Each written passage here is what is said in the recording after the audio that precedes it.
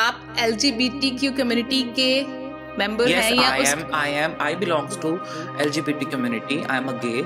I'm a feminine boy and ये मैं आज मतलब ओपनली बोल रहा हूँ. आई थिंक इसके लिए बहुत बड़ा करेज चाहिए होता है. Definitely. बहुत सारे लोग नहीं बोल पाते हैं. But I am blessed person. मुझे अच्छी फैमिली मिली है तो मेरे को मेरी वही वर्ल्ड है. मुझे फर्क नहीं पड़ता कि बाकी क्या उसको सोच के बोलेंगे. मैंने कई बार मतलब जब हम कमेंट्स पढ़ते हैं या वीडियोस देखते हैं तो उस पे आता है कि ये लोग क्यों हैं, ये कहाँ से आ गए, मतलब इनकी गिनती जो है वो बढ़ रही है. Like Why the people are saying this? मैं तो सिर्फ अपना काम करने आया हूँ और अपना काम करके चला जाऊंगा, एक दिन मर जाऊंगा. तो मुझे ये फर्क नहीं पड़ता कौन क्या बोल रहा है. लेकिन हाँ, जो बोल रहे हैं वो कौन है पहले तो ये पता होना चाहिए.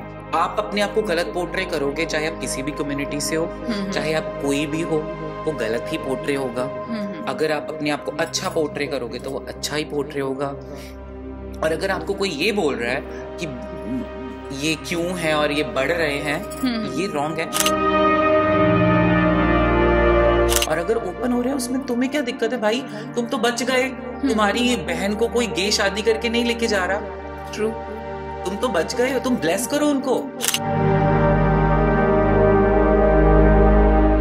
सोशल मीडिया पे हम देखते हैं कि वो लोग इस कम्युनिटी को गलत तरीके से भी रिप्रेजेंट कर रहे हैं. सिर्फ वो लोग नहीं कर, मुझे लगता है आप एक पर्टिकुलर कम्युनिटी को टारगेट कर रहे हो. लड़कियां भी बहुत सारी ऐसी हैं जो गलत तरीके से पोर्ट्रे कर रही हैं अपने आप को, और वो बहुत सारी लड़कियों की इमेज को गलत कर रही हैं. ऐसे लड़के भी हैं जो बहुत सारे लड़कों की इमेज को गलत पोर्ट्रे कर रहे हैं. तो ये पर्टिकुलर एक कैटेगरी में नहीं आप जा सकते हो.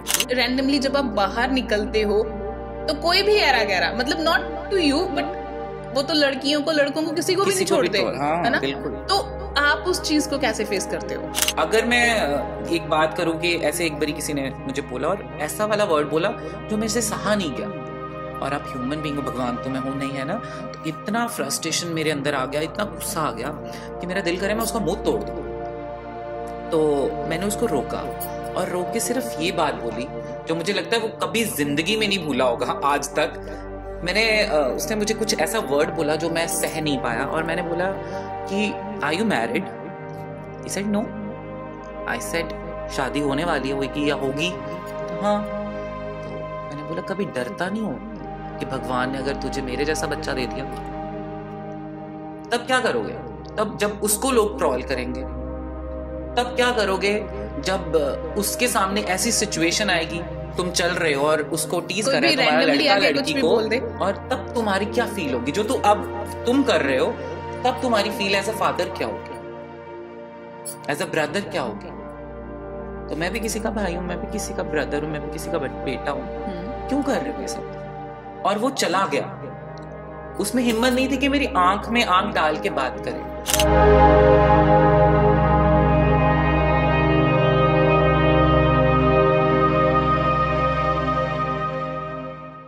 सेंट सोल्जर टाइम्स पर मैं हूं जसप्रीत कौर शेरगिल और आज हमारे इस पॉडकास्ट पर मौजूद है बहुत ही खास शख्स. जी हाँ, वो कोरियोग्राफर हैं, मेकअप आर्टिस्ट हैं, स्टाइलिस्ट हैं और एक्टर भी हैं, यानी कि मल्टीटास्कर हम उन्हें कह सकते हैं. नाम है उनका ईशू जोशी. सो आइए करते हैं उनसे बात और पूछते हैं उनकी जर्नी के बारे में. बहुत बहुत स्वागत है Ishu. Thank you so much Jaspreet और thank you so much saint soldier times जिन्होंने मुझे इनवाइट किया यहाँ पे. नहीं, थैंक्स टू यू कि आपने अपने इतने बिजी स्केड्यूल से टाइम निकाला और हमसे बातें करने का हमें मौका दिया, है ना? Really means a lot to me. और ईशू पहले मुझे ये बताएं कि आपने जो अपनी जर्नी थी वो स्टार्ट कैसे की? मतलब कोरियोग्राफर भी हो आप, ठीक है, मेकअप आर्टिस्ट भी हो, स्टाइलिस्ट भी हो और एक्टर भी हो, तो ये सब चीजें जो है शुरू कैसे हुई और शुरुआत किस चीज से की? मुझे लगता है मेरा पैदा एक्टर हुआ हूँ एक आर्टिस्ट के रूप में पैदा हुआ हूँ. मतलब बचपन से मुझे डांसिंग का और मेकअप का, इवन ड्रेस, जो जब जिस एज में लोग बच्चे खेलते थे गलियों में जाके, है ना, या मेरे कजन्स खेलते थे, मैं क्या करता था, एक डॉल के ना कपड़े बनाता था. मम्मी के जो कतरन होती थी, मम्मी स्टिच करते थे, तो वो कतरन से मैं डॉल के कपड़े बनाता था. तो ये सब मल्टी जो मिक्स हुआ है ना, वो तब बचपन से ही शुरू हो गया हुआ है. ओके. और फिर कोरियोग्राफी जो थी डांस का मुझे बस डांस का शौक था, तो उसको लेके ही बचपन से स्कूल में या आगे चल के कॉम्पिटिशन्स में पार्टिसिपेट करना, ड्राइंग में पार्टिसिपेट करना। मैं पढ़ाई में कम बट करिकुलर एक्टिविटीज में ज्यादा तेज था। तो बस ये शौक था। फिर ऐसे ऐसे कॉलेज में जब पहुंचे तो पता चला कि भाई डांस टीचर्स भी होते हैं। मतलब मैं तब तो टीवी देख के ऐसे डांस कर लेते थे, कोरियोग्राफर्स नहीं होते थे। तो बस ऐसे ही पता चला कि एक मैम है जो डांस सिखाते हैं। तो I went to her and मैंने बोला कि मैम, प्रवीण मैम नाम था उनका, जलंधर से। तो मैंने बोला कि मैम मुझे डांस सीखना है। तो मैम कहते ठीक है बैठ जा, देख ले, है ना। तो दे वर डूइंग क्लासिकल। एकदम से मेरे मन में आया कि यार ये तो मेरा फॉर्म नहीं है। फॉर्म का मुझे पता नहीं था तब कि क्या क्या फॉर्म्स होती है कोरियोग्राफी में, बट ऐसा था कि बस ये नहीं करना है, कुछ ऐसे हटके सा करना है, कुछ ऐसा एक्सप्रेशन वाला करना है। तो फिर मैंने सर्च किया। तो सर्च करने पे मुझे पता चला कि इसके ना कोर्सेज होते हैं, बट पंजाब में हम लोग ऐसी जगह से बिलोंग करते हैं, तब तो थे ही नहीं, है ना। रेयर होते थे। हाँ, अब तो बच्चों के पास मिलती हैं बच्चों को, है ना। तो स्कूल्स में भी काफी सारी एक्टिविटीज जो है शुरू हो गई हुई हैं। तो तब मैंने मम्मा से बात करी कि mama I want to do that and मुझे ये करना है। तो घर वाले, क्योंकि ये इसमें कोई करियर नहीं है, ऐसा नहीं है, तो आप फोकस करो स्टडी पे, ऐसा बोल दिया। तो बस फिर मेरे दिल में आया कि नहीं यार कुछ तो करना पड़ेगा। तो फिर मैंने ऐसे अपने एक फ्रेंड को बोला जो डीजे पे डांस करता है या डांस ट्रूप्स होते हैं, उनको बोला कि मुझे एक बार ना अपने साथ लेके चलो, मुझे देखना है कि आप लोग क्या डांस कैसे करते हो। तो वहीं से मुझे पता चला कि एक पर्सन है जो गाइड कर रहा है सबको, ही इज डूइंग कोरियोग्राफी, और बाकी सब डांसर्स जो है वो डांस कर रहे हैं। तो मेरे मन में आया कि I don't want to be a performer, मुझे कोरियोग्राफर बनना है। तो बस वहीं से शुरुआत हुई एंड आई सर्च आउट। मुझे अच्छी अच्छी अकेडमीज में जाके काफी सारे एक्सपीरियंसेस किए हैं। मतलब सेल्फ लर्नड हो आप, राइट, कोरियोग्राफी के मामले में। बट अगर मुझे बहुत अच्छी कोई ट्रेनिंग मिले तो या मास्टर जी से, सरोज खान जी से, जो मुझे पूजा मैम की तरफ से मिली थी, तो that's my big opportunity from her. Definitely. और चलो कोरियोग्राफी तो आपने सीख ली है ना जी, but makeup I switch my self in to makeup in 2012। और इसके पीछे ना एक बड़ी अच्छी वाली स्टोरी है कि मतलब बचपन से बताया मैंने कि मुझे सब चीजों का शौक था। तो जब भी हम लोग परफॉर्म करते होते थे ना एज अ कोरियोग्राफर और परफॉर्मर, तो मैं अपना मेकअप तो खुद करता था, टचअप वगैरह करके, है ना, प्रॉपर हाईलाइट करके। तो और तब पता भी नहीं होते थे टर्म्स की, ये ब्लशर होता है, ये आईलाइनर होता है, बस ऐसे कर लेते होते थे। मतलब देखा हुआ था मम्मी का, या घर पे करते या टीवी में देख के, यू नो, हीरो हीरोइंस को करना है तो बस अपने ऊपर अप्लाई कर लेना। तो बस वो शुरू किया। और मेरे को मेरी एक फ्रेंड है, she is a very good singer, तो उन्होंने बोला कि ईशु मेरा भी मेकअप कर दे, है ना। तो हमने इकट्ठे एक इवेंट पे जाना था, तो मैंने कहा ठीक है मैं कर देता हूँ। तो शी सेड टू मी कि ईशु तुम इतना अच्छा मेकअप करते हो, you have to learn this professionally, और क्या पता कल को क्या काम आ जाए। तो मैंने बोला ठीक है सीख लेता हूँ। और बस ऐसे ही सीखना शुरू कर दिया। सीखते सीखते मुझे पता चला कि मैंने बहुत अच्छा सीख लिया, मैं पैसे और भी कमा सकता हूँ। बस तो स्टार्ट कर दिया। ओके, कोरियोग्राफी हो गई, मेकअप हो गया, डेफिनेटली मेकअप किया तो उसके साथ स्टाइलिंग भी आ गई, है ना। ये भी मैंने बताया ना, बचपन में आई was so found of fashion and styling, तो बस ये शुरू से ही शौक था। और एक्टिंग फिर कहाँ से आई? मतलब वो वाला चैप्टर कहाँ से मतलब खुल गया ना कि एकदम से सारा कुछ कर रहे हो, कोरियोग्राफी कर रहे हो, ठीक है, मेकअप कर रहे हो, पैसे भी आ रहे हैं, अच्छी खासी कमाई भी हो रही है, नाम भी मिल रहा है, तो फिर एक्टिंग का कीड़ा कहाँ से जागा? ये एक्टिंग भी एक्चुअली मैंने कभी ना इनिशिएट नहीं किए किसी भी चीज में आने के लिए। जैसे I was in 6th class, तो ऐसे स्कूल में जैसे मैं डांस करता था, तो सबको पता है कि ये बच्चे जो आर्ट वाले बच्चे हैं, ये कुछ भी कर लेंगे, है ना। तो ऐसे एक बारी प्ले किया था स्कूल में। स्कूल से प्ले हुआ, शिफ्ट हुए हम लोग, तो आगे कॉलेज में भी प्ले किए, नुक्कड़ नाटक किए, और नुक्कड़ नाटक से फिर थिएटर में चले गए। एंड मैंने कभी प्लानिंग नहीं की है कि मुझे एक्टर बनना है, मुझे मेकअप आर्टिस्ट बनना है या कोरियोग्राफर बनना है। हाँ, शौक आर्ट में ही था। मे बी शायद भगवान ने मुझे चीजें ही करनी थी बस। मतलब मेरे मन में डाला था कि नहीं भाई, तुमने पापा की फैक्ट्री नहीं जाना, तुमने कुछ अपना ही काम करना और आर्ट लाइन में ही करना है। और फैमिली का सपोर्ट कैसा रहेगा? मतलब फैमिली ने ये तो नहीं बोला कि ये क्या काम कर रहे हो? नहीं, मतलब I am so blessed. I am thankful to my mama, my papa, my भैया भाभी, माई दीदी, my world and my around people. मैं बहुत थैंकफुल हूँ कि मुझे ऐसे लोग मिले हैं या ऐसी फैमिली मिली है जिन्होंने मुझे कभी ऐसा फील भी नहीं होने दिया. हाँ, उन्होंने क्या फील किया उनकी जर्नी में आई डोंट नो, लेकिन मुझे उन्होंने कभी फील नहीं होने दिया. और डेफिनेटली मुझे थोड़ा सा कॉम्प्लेक्स भी आ रहा है बिकॉज आई थिंक के इशू के नेल्स जो है मेरे से ज्यादा अच्छे हैं. सीरियसली यार, मतलब मुझे लगता है कि मुझे भी इशू से क्लास लेनी चाहिए, नहीं तो मैं इसको बोलूंगी कि मेरा नेल आर्ट जरूर करके जाए एटलीस्ट. और इशू मतलब आप जो इन्फ्लुएंसर्स हैं, ठीक है, सोशल मीडिया पे हम बहुत देखते हैं, मेकअप वाले भी हैं या डांस वाले भी हैं, तो क्या हमें उनको देख के खुद की स्किन पर वो वाला मेकअप अप्लाई करना चाहिए? नहीं, जो जैसा वो बताते हैं से तो नहीं है, ऐसा नहीं है. इन्फ्लुएंसर्स जो हैं वो हमें गाइड करते हैं, बट आप सारे इन्फ्लुएंसर्स को फॉलो करके अपने आप एक्सपेरिमेंट्स नहीं कर सकते हो. एक हर बंदे की एक एक्सप्रेशन है, एक पर्सनालिटी है और एक ऑरा है, वो सब पे सब चीज नहीं जाएगी.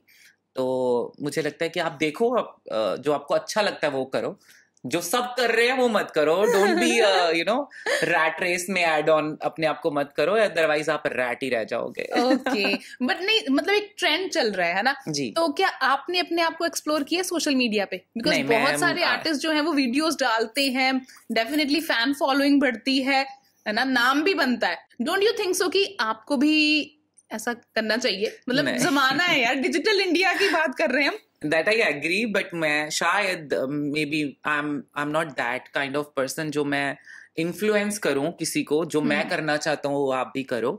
नहीं, ऐसा नहीं है, मेरे विजन में तो ऐसा नहीं है. हाँ, ये जरूर है कि जो चीज मुझे अच्छी लगती है, आई वेयर दिस ब्लेजर, तो मैं बोलूंगा आप भी डालो.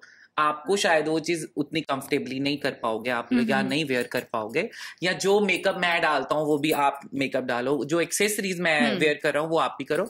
ऐसा है नहीं. फैशन को फॉलो करने के लिए आप अपने आप को देखो. ओके, और आर्टिस्टिक चीजें वो अपनी खुद की करो, है ना, यूनिक जो दिल करता है एक्चुअली वो करो. है ना. और मेरा एक पर्सनल क्वेश्चन भी है आपसे, like you are a boy, right, और आप जैसे फीमेल्स की तरह रेडी होते हो, है ना, आपके नेल्स बहुत खूबसूरत है, once again I am telling you, है ना, अपने ब्लेजर इतना स्टाइलिश पहना है, तो इन चीजों को आप कैसे लेते हो? लाइक डेफिनेटली आजकल का जो माहौल है वो ऐसा भी है कि लोग ट्रोल भी बहुत करते हैं, है ना, तो what do you want to say about this? I think इस चीज पे तो मैं यही बोल सकता हूँ, मेरा वर्ल्ड, मेरा घर, मेरी फैमिली है, मेरा घर है, तो मुझे फर्क नहीं पड़ता है ऐसी सब चीजों से कि कोई क्या बोलता है या मुझे क्या पहनना है. मैं ये सोच के पहनूं या मैं ये सोच के करूं जो दुनिया कर रही है. I am a unique person. I don't want to be the part of rat race, है ना. तो ये सब चीजें मेरे लिए तो मैटर नहीं करती. बट हाँ, एक चीज जो मेरे दिल में आती है कि ये जो ट्रॉल होते हैं, ये सब करते हैं, उसमें 90% ना हमारी खुद की गलती होती है. आप ट्रॉल होना चाहते हो तो ट्रॉल होते हो.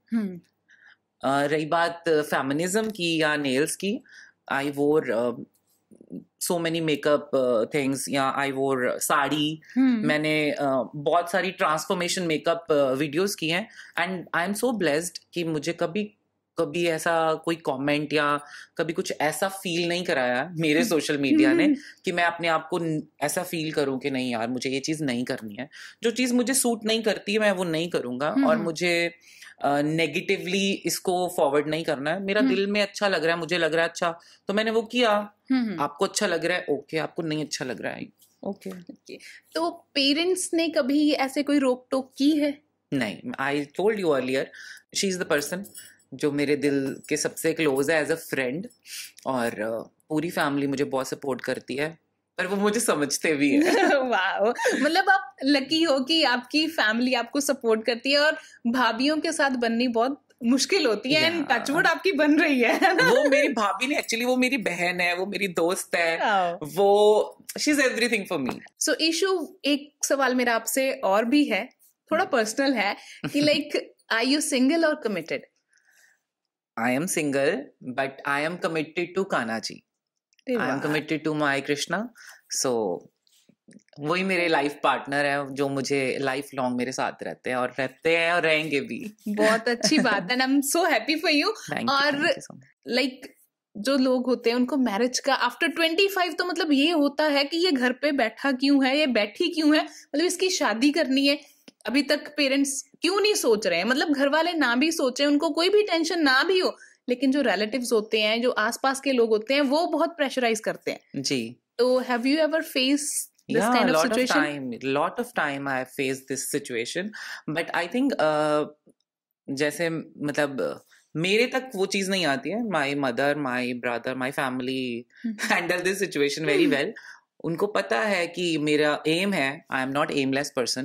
मेरा एम जब तक मेरा सामने है, मुझे ये सब चीजें सेकेंडरी लगती हैं। और मेरे ख्याल से मैरिज सबकी अपनी ओन ओपिनियन है, करानी है नहीं करानी है। मेरी शादी होगी कान्हा जी से। अरे वाह। और इन्फ्लुएंस आपको कौन करता है, मतलब कौन सी एक्ट्रेस और एक्टर जो आपके फेवरेट वाले हैं? लाइक पंजाबी सिनेमा ही हो गया या बॉलीवुड भी हो गया, बिकॉज आपने बोला कि आप एक्टिंग के शौकीन हो, तो कोई तो होगा ना जो आपको बहुत पसंद होगा। जी, there are lot of people, ऐसे तो नाम लूंगा तो लिस्ट बन जाएगी। But some of my favourite people, if I will say in Punjabi industry, मुझे वाइब ज्यादा अट्रैक्ट करती है। एंड वो वाइब मुझे मिलती है अंकिता से, अंकिता सैली जी और मिशा सरोवाल जी से। उन दोनों की वाइब ऐसा है, मुझे लगता है कि you can learn so many things. No, sari superstar वाली मिशा सरोवाल। Yeah, नहीं, she's very sweet, I must say this, है ना।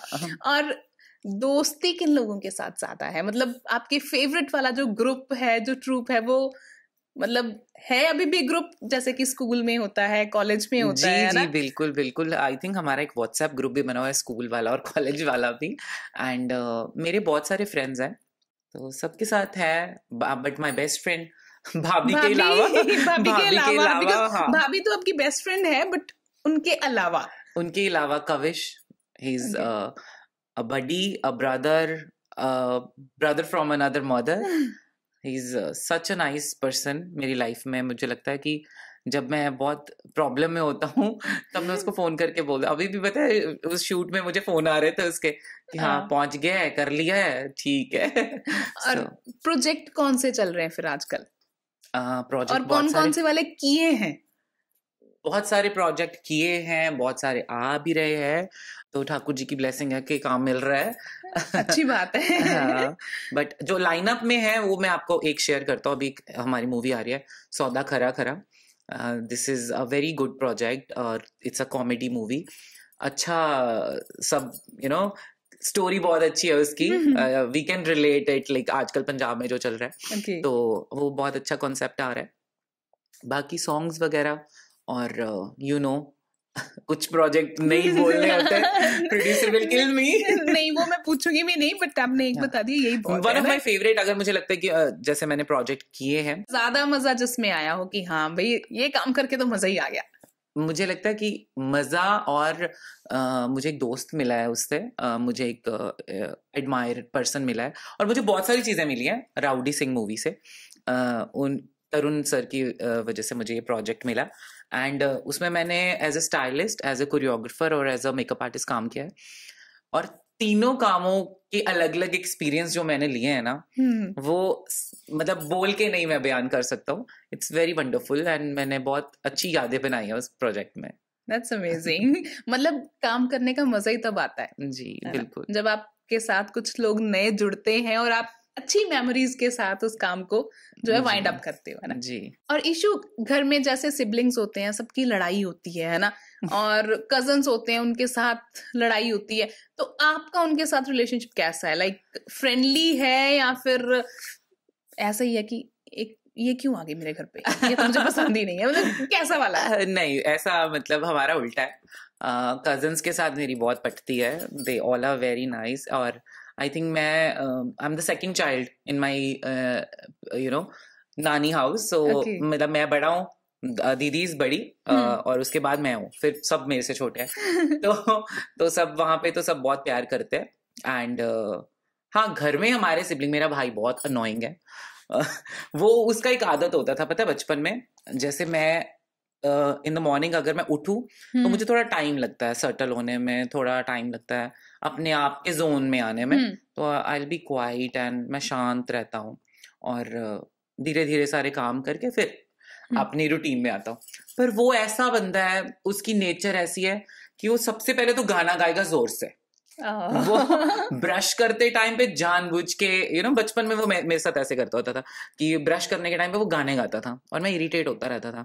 और वो अभी भी वैसा ही है। उसको सबको इरिटेट करना, सुबह अगर उसका मूड ठीक है वो सबको चिल्लाएगा, वो गाने गाएगा।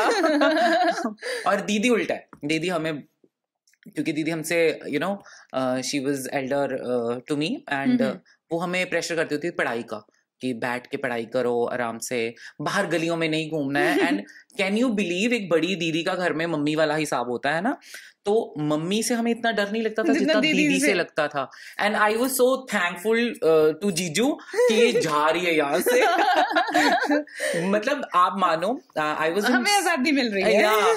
7th और 8th में मैंने अपनी घर की पिछली गली देखी होगी। कभी घर से सीधा स्कूल, स्कूल से सीधा घर। हाँ। और फिर दीदी की पढ़ाई, शाम को ट्यूशन दीदी की पढ़ो। क्योंकि घर में ऐसा एटमॉस्फेयर था, दीदी टीचर थी तो मुझे बचपन में ऐसे था कि मैं टीचर ही बनूंगा बड़े होके, है ना, या मैं ऐसा कुछ डांस एक्टिविटी करूंगा। तो मैं यार टीचर बन गया, मतलब दीदी के बच्चों को मैं भी पढ़ाता था। वो शौक बन गया कि पैसे आते हैं इससे सिखाने का। और कुछ फाइनेंशियल कंडीशन भी ऐसी थी कि बहुत सारे पैसे नहीं थे, तो एक सोर्स हो गया कि नहीं यार ये तो कमाना है। और फिर धीरे धीरे जब मेरे को लगता है कि गोरे लोग बहुत सही करते हैं ना, वो अपने बच्चों को 10th के बाद बोलते हैं कि बेटा कमाओ, साथ में कमाओ और साथ में पढ़ो। तो वो मेरे साथ तो यहाँ पे नेचुरल हो गया। मुझे पता चल गया what is the value of money. तो मेरे विजन क्लियर हो गया कि 10th के बाद ना मुझे जब अपनी बाकी फर्दर स्टडी करनी है ना, वो मुझे या तो पढ़ाई करनी है इस तरीके से ताकि मैं साथ में काम कर सकूं, या मुझे वही पढ़ाई करनी है जो मेरा शौक है। ये नहीं पता था कि आर्ट्स वगैरह क्या होता है, बट क्लियर हो गया था मुझे। तो when I pass out from my 10th class, and मैंने स्कूल में जॉब किया एक एज अ टीचर। जो बच्चे मेरे से ट्यूशन पढ़ते थे, ऐसे मैं रैंडमली गया और मैंने इंटरव्यू दिया, सिलेक्ट हो गया। तो बस वहाँ पे मैंने फर्स्ट अपनी जॉब करी। उसके बाद में मैंने वहीं पे एक एक्टिविटी कराया, जैसे एनुअली डे होता है, तो वहाँ पे ना एक टीचर मिले मुझे। तो वो कहते बेटा तू तो बहुत टैलेंटेड है, तूने इतना अच्छा डांस तैयार करा दिया, तू बच्चों को पढ़ाई भी अच्छी कराता है, ये ना तेरे को एक कार्ड देती हूँ, यहाँ चले जा, ये तेरे लिए एक एकेडमी का कार्ड था, लोकल एकेडमी का, यहाँ पे चला जा। तो मैं गया, वहाँ पे डांस एकेडमी थी, मैं कभी गया नहीं था, ऐसे एकेडमीज नहीं देखे थे लोकल। तो गया वहाँ पे, देखा, काम किया, 1.5 साल मैंने वहाँ पे काम किया। एंड हमेशा की तरह ठाकुर जी जैसे हमेशा मेरे साथ होते हैं, वहाँ पे भी एक ठाकुर जी के रूप में मुझे मैम मिले। उन्होंने मुझे बोला कि ईशू आप बहुत क्रिएटिव हो, बट यहाँ पे आपको सैलरी कितनी मिलती है? तो मैंने बोला मैम मेरे को 6,000 रुपीज़ मिलता है, और इसके बाद मैं जो होम ट्यूशंस देता हूँ घरों में जाके, उससे भी 2-3 हज़ार बन जाता है, तो मेरा अच्छा बन जाता है ना। कहते हैं अच्छा कितना? तो मैंने बोला 10-12। तो शी सेड कि 10-12 में फ्यूचर नहीं बनेगा, अभी प्रेजेंट टाइम ठीक चलेगा, है ना। तो मैंने बोला कि फिर मैम मुझे क्या करना चाहिए? तो शी सेड कि come to my office, and she was learning dance वहाँ पे मेरे से। तो come to my office, and वो है पूजा मैम, न्यू इमेज से। Okay, she gave me the chance and she took me from there, and उन्होंने मुझे एक एकेडमी ओपन करके दी मेरी खुद की। और मैंने उसको भी काफ़ी टाइम रन किया। फिर उसके बाद में काफ़ी सारी एडवर्टीजमेंट मैम ने मेरी की, इतनी ज़्यादा मेरे को क्लाइंट्स मिले, मैं घर होम ट्यूशंस देता था, फिर कोरियोग्राफ करता था। फिर एक इवेंट किया मैंने जिम खाना क्लब का। तो जिम खाना क्लब से फिर लोगों को पता चलना शुरू हो गया कि ये छोटा सा जो बच्चा है ना, ये डांस सिखाता है, ये छोटा पैकेट बड़ा धमाका है। तो बस फिर वहीं से एक पहचान मिली, एक काम मिला, पैसे मिले, कुछ चीजें मैंने जो मेरी ड्रीम में थी वो हमने घर में ली। मैंने अपनी पहली गाड़ी ली। और बस ऐसे धीरे धीरे फिर मैं मेकअप में स्विच हो गया। और भगवान की दया से अब है, अब और भी मेहनत करनी है। बहुत अच्छी बात है, क्योंकि कहते हैं ना कि जब हम मेहनत करते हैं और सच्चे दिल से करते हैं ना, तो उसका फल हमें जरूर मिलता है। जी डेफिनेटली, नीयत साफ हो ना, तो पंजाबी में कहावत भी है कि नीत नु मुरादा। सही बात है ना। मेरे केस में सच्ची में ऐसे हुआ है, जैसे पूजा मैम आए, ऐसे मेरे लाइफ में बड़े सारे लोग आए हैं जो जिन्होंने मुझे हेल्प किया है, मुझे चंदर भैया है, उन्होंने बहुत हेल्प किया, मतलब गाइड किया कि बेटा विजन क्लियर रखो। जैसे होता है ना बीच में आप डोल जाते हो। और विनोद घई सर हैं, उन्होंने मुझे फर्स्ट चांस दिया था फॉर वेडिंग कोरियोग्राफी। एंड बहुत सारे अभी तो क्लाइंट है ना, तो जब वो पहला वो जो क्लाइंट होता है ना, वो मुझे लगता है मैं तो कभी नहीं भूल पाऊंगा। मेरी पहली मेकअप क्लाइंट चरण थी। एंड तरुण सर जिन्होंने मुझे मतलब एक मैं आई ऑलवेज रिमेम्बर, मैं प्री वेडिंग्स नहीं करता था, तो मैंने स्टार्ट किया with Nitin Sharma SD studio से। तो वो भैया he is no more, we lost him in lockdown. और इतना मेरा उनके साथ प्यार था, और उन्होंने मुझे प्रेशर किया था कि नहीं, you have to do this, ऐसे पैकेज बना, ऐसे कर मतलब ही guide me so well like a big brother. तो बड़े सारे लोग हैं, मतलब लोग मिलते गए और काफिला बनता है। या आई थिंक लोगों से ही आप कर सकते हो ना, आपको अकेली आपकी जर्नी में चाहिए, और आपका वर्ड ऑफ माउथ भी होता है, और आप लोगों के साथ बात कैसे करते हो, ट्रीट उनको कैसे करते हो, आपकी वाइब, आपका aura. I can thank you. I must say I have to thank you, my mamu Pramod Sharma Rana. He's a very renowned director. People know him very well. उन्होंने भी मुझे बड़ा सपोर्ट किया। और जब आप स्कूल में थे, राइट, या कॉलेज में थे, तब किसी ने कुछ ऐसा बोला? मुझे मतलब एक चीज तो क्लियर है मेरी लाइफ में कि मैंने जहां जहां काम किया है, या मैंने जितनी जगह पे मैं गया हूँ, कॉलेज हो गया, स्कूल हो गया, या मैंने मतलब मेरे को कभी ऐसा सिचुएशन नहीं मिला जहाँ पे मैं ट्रॉल हुआ हूँ, या जहाँ पे मुझे लोगों ने टीज किया हो, है ना। ऐसे टीज तो नॉर्मली सबको होता है, बट ऐसे पर्टिकुलर टीज मैं नहीं हुआ हूँ, क्योंकि मेरा शायद मेरा ऑरा नहीं है वैसा कि मैं अपने काम से काम रखता हूँ। मुझे जैसा काम चाहिए मैं अपना काम करके देता हूँ, and I will come to back my home. And इसके अलावा कॉलेज में मेरे तो मैं तो फेवरेट था सबका। अरे वाह! लड़कों का भी लड़कियों का भी, मेरे तो दोस्त अभी भी दोस्त है, स्कूल वाले भी, कॉलेज वाले भी। नहीं, वो और तो जहाँ काम करता हूँ वहाँ पे भी। क्या बात है। मेरा आपसे एक और सवाल है, ये कि आप LGBTQ कम्युनिटी के member हैं या I belongs to LGBT community. I am a gay. I'm a feminine boy. And ये मैं आज मतलब ओपनली बोल रहा हूँ। आई थिंक इसके लिए बहुत बड़ा करेज चाहिए होता है। Definitely. बहुत सारे लोग नहीं बोल पाते हैं। But I am blessed person, मुझे अच्छी फैमिली मिली है, तो मेरे को मेरी वही वर्ल्ड है। मुझे फर्क नहीं पड़ता कि बाकी क्या इसको सोच के बोलेंगे, बट ठीक है, it's okay, it's fine.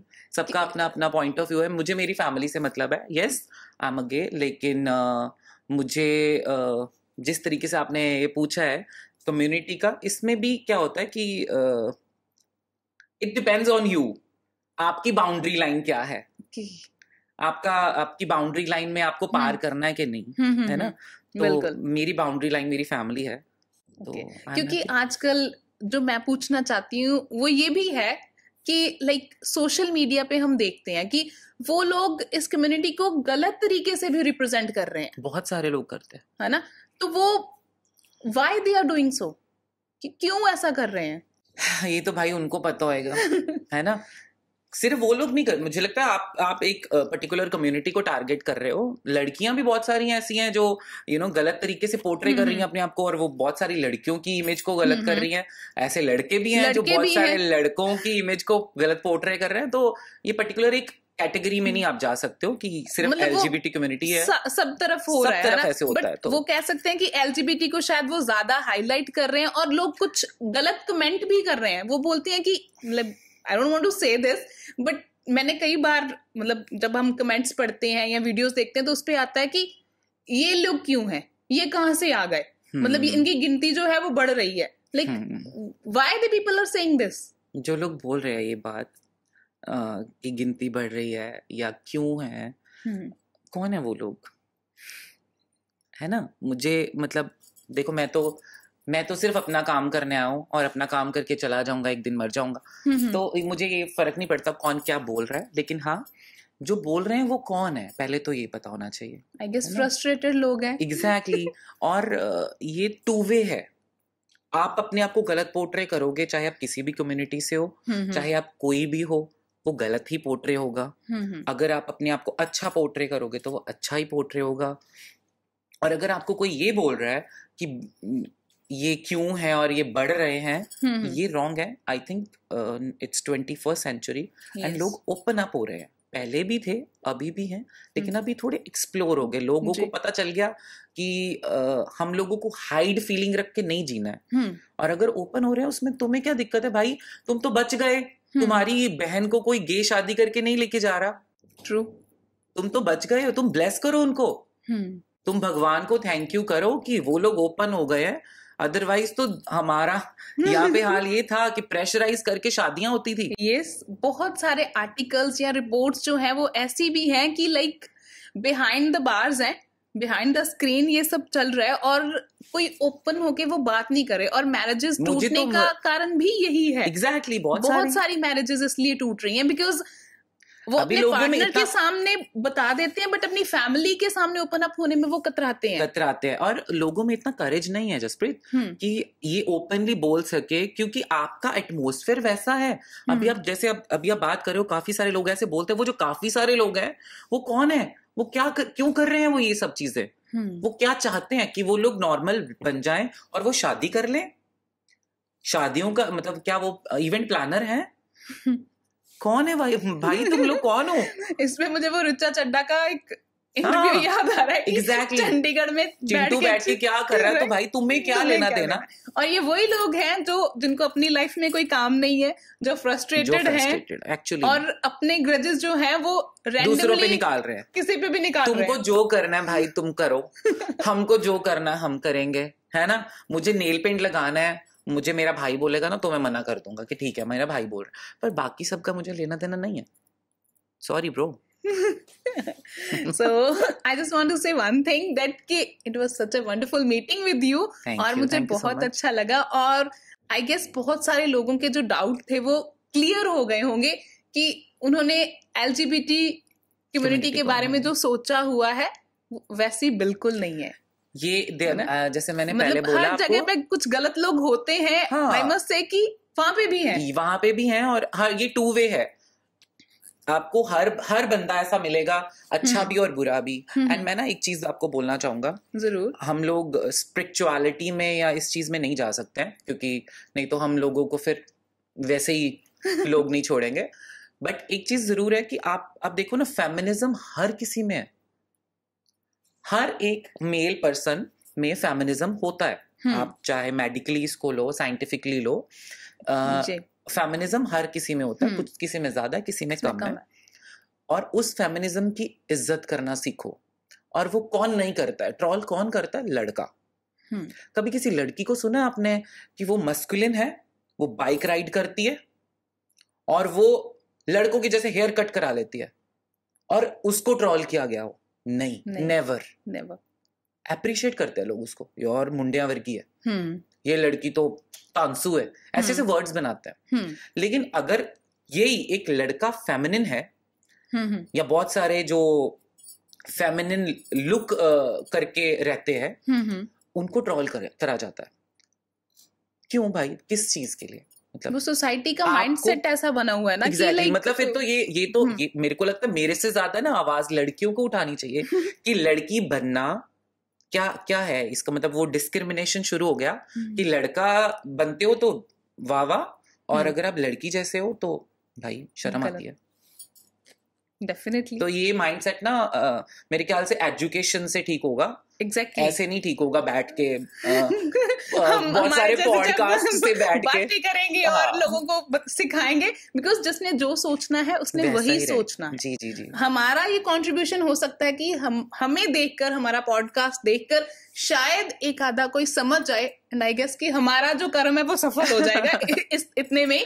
But अगर ओवरऑल हम चाहते हैं कि एक सोसाइटी, अच्छी सोसाइटी बने, तो एजुकेशन इज मस्ट। आपको मैं एक चीज और शेयर करता हूँ जो मेरे दिल में बार बार आती है। आपको पता है इन इंडिया अगर कोई गिर जाता है चलते चलते, वी लाफ। अगर कोई हैंडीकैप है तो हम लोग उस पे मजाक बनाते हैं। और अगर कोई फेमिनिन है तो हम उसको ट्रोल करते हैं। ये सब चीजें बाहर नहीं होती हैं, आउट ऑफ इंडिया नहीं होती हैं। यहाँ पे वेले लोग बहुत है, आपको कोई काम नहीं है, आपने बस दूसरों को देखना है, आपने दूसरों को देखना है, नुक्स निकालने और हैं, एक पूरा एक कंटेंट बनाना है सोच के कि ये इस बंदे को मैंने ये 4 गालियां विद 4 इसको ट्रोल वाली बातें करनी है और मेरा काम पूरा।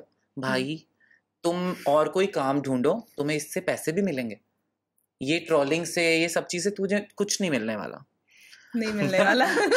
जो बंदे ने जो करना है वैसा ही करना है। तुम अपने बच्चों का ध्यान रखो, अपनी फैमिली का ध्यान रखो, और अपना घर चलाने के लिए कोई काम करो। ये ट्रोलिंग के लिए आई गेस ये टाइम पास है, 1 दिन 2 दिन 3 दिन, उससे तुम्हारा घर नहीं चलेगा।